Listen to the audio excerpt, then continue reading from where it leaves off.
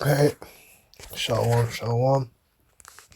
First and foremost, we'll say Kalayim Layal Bashim Roshai Bashim Wadash. And double honors to the elders and apostles of Great Millstone who do rule and teach well. Honors to the brothers out there across the four corners, pushing his truth with 100% sincerity. Alright, as well as to the brothers, that are out there follow the true doctrine, be on the comment board, who participate in the ministry, whether it's, giving alms, in the convo, like I said, etc., etc. I'm just gonna, go into, continue on with this measured out the time diligently,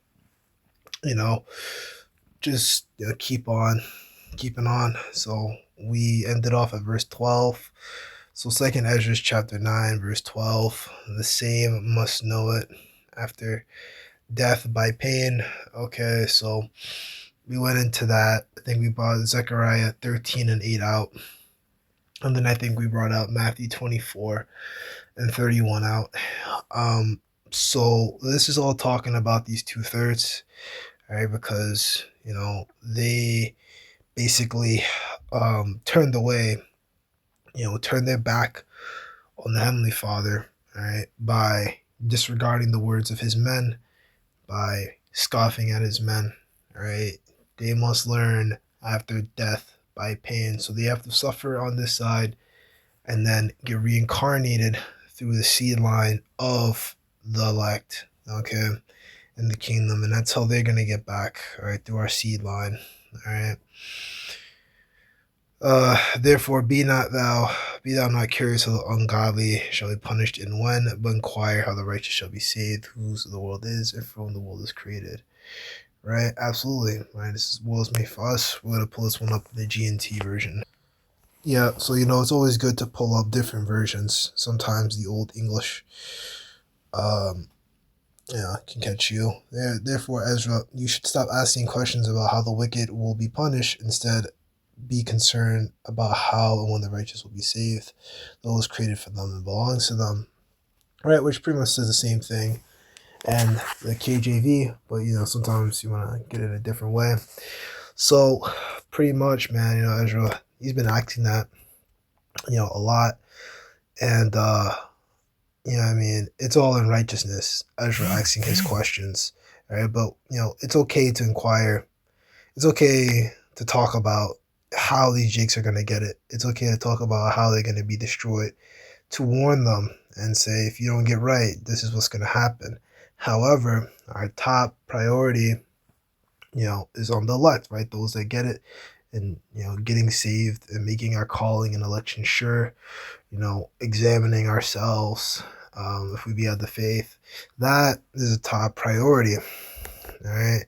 And also, looking at these news and seeing how close we are and that, like, hey, we're going to be saved, salvation is near, it's not something that's going to happen in 30 years or 40 years. It's something that's going to happen soon, because when you look at the world and you look at how everything is going to shit, we see, the moral, society, the morality, the fabric of society just kind of wilting more and more, people rioting and protesting, people getting, fucking upset, people getting shot, by these ice guys. If you even make memes about it, if you breathe wrong at ice, they're just gonna shoot you, right?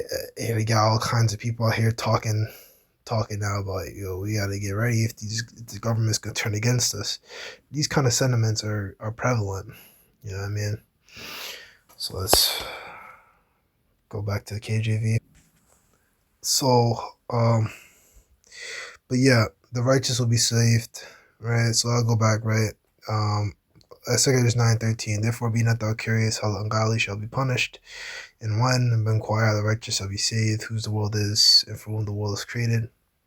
All right, so yeah, the world, was created, for the righteous, right?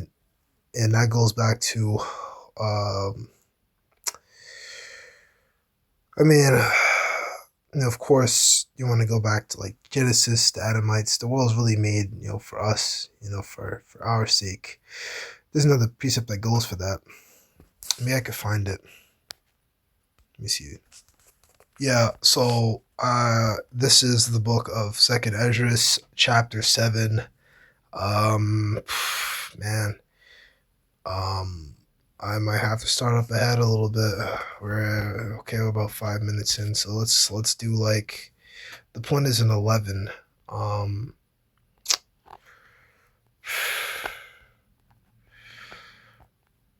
I mean, I would really have to start from the top. Maybe we'll start at verse 6. Maybe I will start at verse 1. So I 7 and 1. When I had made an end of speaking these words, he was sending me to angel, unto Uriel, which had been sent unto me the nights afore. He said unto me, Up, Esdras, and hear the words that I am come to tell thee. And I said, Speak on, my power. He said unto me, The sea is set in a great place, that it might be deep and great, but put the case, the entrance was narrow and like a river. Who then could go into the sea to look upon it and to rule it? If he went not through the narrow, how could he come into the broad? Okay, so that all represents the kingdom. All right. So to enter and make it to the other side, you have to enter that narrow, straight path, right? When you look up straight, straight gates, it says like a position of difficulty, all right? So you have to just walk right through, right? Not going left or right into different doctrines and all these multitudes of temptations, philosophies, and all these other things that goes on in the world. Woman and prioritizing your woman over this truth, friendships, familial relations over this truth. You really can't put anything above this truth,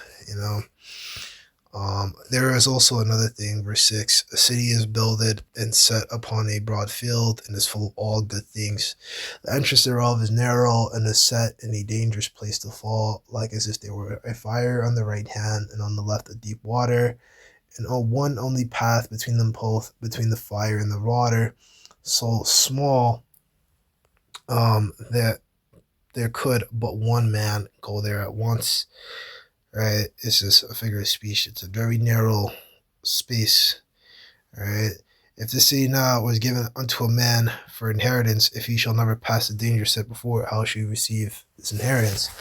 Okay, so unless you go through the trouble, unless you go through the perils, the chastisement, all right, and you go through the tough times, that's how you make it on the other side, right? Right, the sacrifices, the things we have to sacrifice, whether it be relationships or opportunities or whatever. You got to put that all on the line to follow Yahweh Bashem Yahushai. Okay, and like it says in Matthew, I think the 5th chapter, he that confesses, what, my name before men, him will I confess before the Father. But he that denies me before men, him will I deny before the Father. Right? And that's Yahushai who spoke that.